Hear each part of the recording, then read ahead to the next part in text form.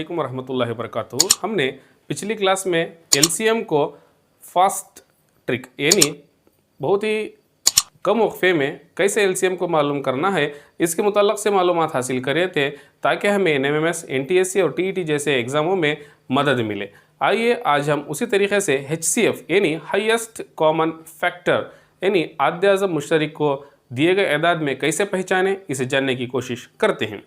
इसे सबसे पहले हमें दिए गए एदाद कौन से हैं उसे देखना है। 6, 12, 18 यहाँ पर दिए गए हैं।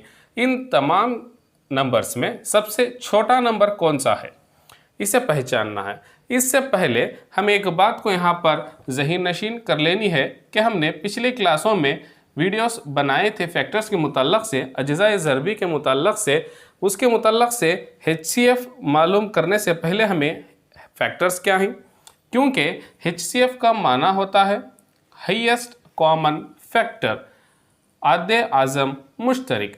तो आइए अब मिसाल के तौर पर 6 के अज्ज़ाए ज़रबी कौन से हैं, यानी 6 कौन से पहाड़े में आता है, या 6 को मुकम्मल तौर पर कौन से नंबर्स तकसीम करते हैं।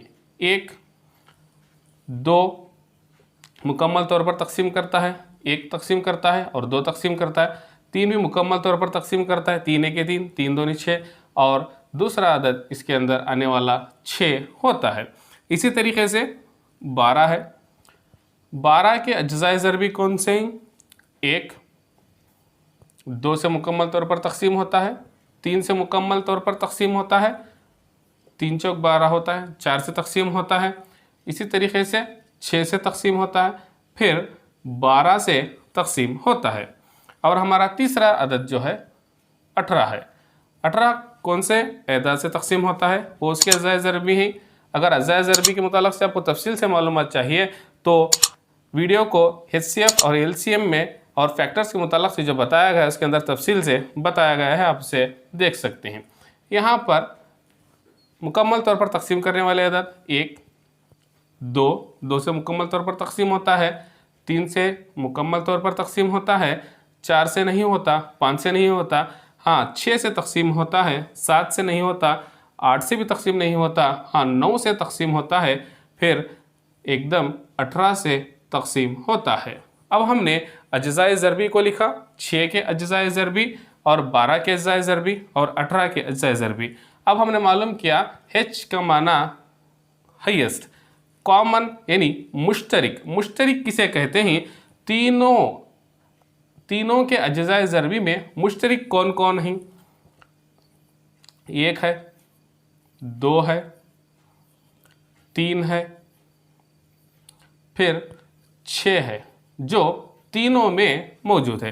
तीनों के अज्ज़ाए ज़रबी में हम देखने को मिल रहा है। ये तमाम के तमाम फैक्टर्स हैं और इनमें कॉमन को हमने निशानदही की। अब हमारा काम है हाईएस्ट को पहचानना। इन दिए गए अज्ज़ाए ज़रबी में हाईएस्ट कौन है, यानी बड़ा कौन है? यहाँ पर 6 दिखाई दे रहा है। इसका मतलब हुआ 6, 12, 18 का एचसीएफ यानी आद्य आज़म मुश्तरक जो है वो 6 होता है। तो इस तरीके से करने के लिए हमें वक्त ज़ाया होता है, तो हम इसे शॉर्ट ट्रिक के साथ कैसे करते हैं? इसमें सबसे पहले सबसे छोटा कौन सा अदद है उसे लेते हैं। क्या 6 मुकम्मल तौर पर 12 को तकसीम करता है? हाँ मुकम्मल तौर पर तकसीम करता है। क्या 6 18 को मुकम्मल तौर पर तकसीम करता है? हाँ करता है। तो इसका मतलब हुआ 6 हमारा एचसीएफ हुआ, हाईएस्ट कॉमन फैक्टर, आद्य आज़म मुश्तरक। समझता हूँ कि समझ में आ गया होगा। सबसे पहले क्या करना है, दिए गए नंबर्स में सबसे छोटे नंबर को लेना है और वो छोटे नंबर से क्या दिए गए तमाम एदाद तकसीम होते हैं देखना है। अगर तकसीम होते हैं तो दिया गया छोटा अदद ही हमारा एचसीएफ यानी हाईएस्ट कॉमन फैक्टर होता है, या इसे हाईएस्ट कॉमन डिवाइज़र भी कहते हैं। आइए दूसरी मिसाल को देखते हैं। यहाँ पर 7 है, 21 है और 28 है। इसमें सबसे छोटा अदद जो है 7 है। क्या 7 21 को तकसीम करता है? हाँ तकसीम करता है। और 28 को तकसीम करता है? हाँ 7 चौक 28, इसे भी तकसीम करता है। तो इसका मतलब हुआ हमारा एचसीएफ 7 हुआ। इसी तरीके से यहाँ पर और दो मिसालें दी गई हैं। अब आप देख सकते हैं बोर्ड पर 8, 16, 28, 44 यानी 44, 8, 16, 28, 44 यहाँ पर दिया गया है। इन तमाम एदाद में सबसे छोटा 8 है। क्या 8 16 को मुकम्मल तौर पर तकसीम करता है? हाँ, करता है। क्या 8 28 को मुकम्मल तौर पर तकसीम करता है? नहीं करता। क्या 8 मुकम्मल तौर पर 44 यानी 44 को तकसीम करता है? नहीं करता। तो इसका मतलब हुआ हमारे पास 8 के अज्जाए ज़रबी कौन से हैं उसे देखना है।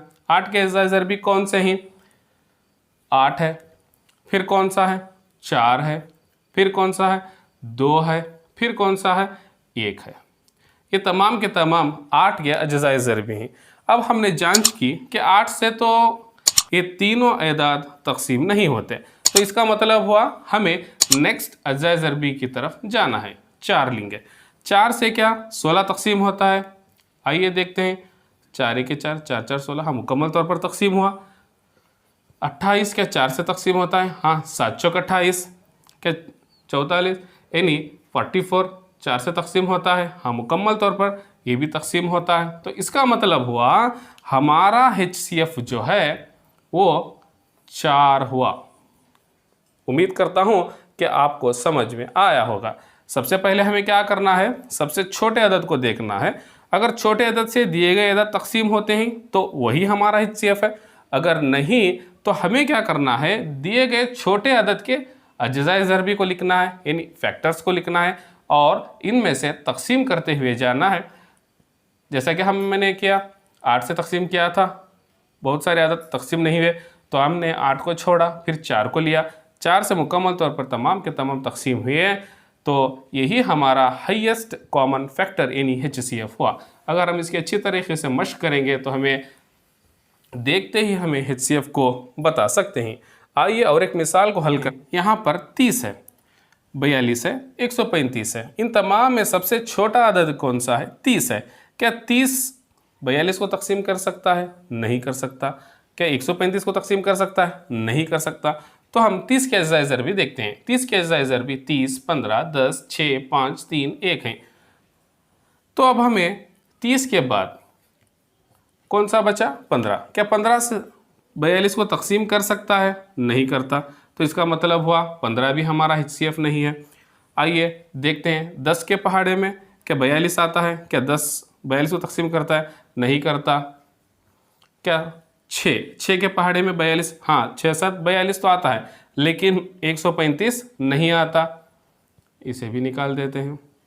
नेक्स्ट हमारे पास हमारा फैक्टर्स में 5 है। क्या 5 के पहाड़े में 42 आता है? नहीं आता। तो नेक्स्ट हमारे पास बचा है 3।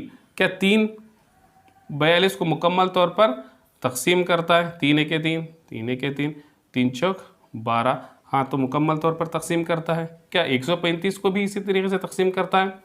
3 1 3, 3 चौक 12, 3 5 12, हाँ। तो अब हमने पहचान लिया कि हमारे पास जो हाईएस्ट कॉमन फैक्टर है वो कौन सा है? यहाँ पर 3 है, क्योंकि 3 इन तमाम एदाद को मुकम्मल तौर पर तकसीम करता है। यही हमारा HCF कहलाता है। उम्मीद है कि आपने HCF को बहुत आसानी के साथ कम वक्फे में मालूम करने के तरीक़ों को जाना होगा। अगर आप अच्छी तरीके से मश्क करेंगे तो इंशाअल्लाह कम वक्फे में आप HCF को बआसानी मालूम कर सकेंगे, ताकि आप कॉम्पिटिटिव एग्ज़ाम्स में कामयाब हो सकें। जज़ाकल्लाह खैर।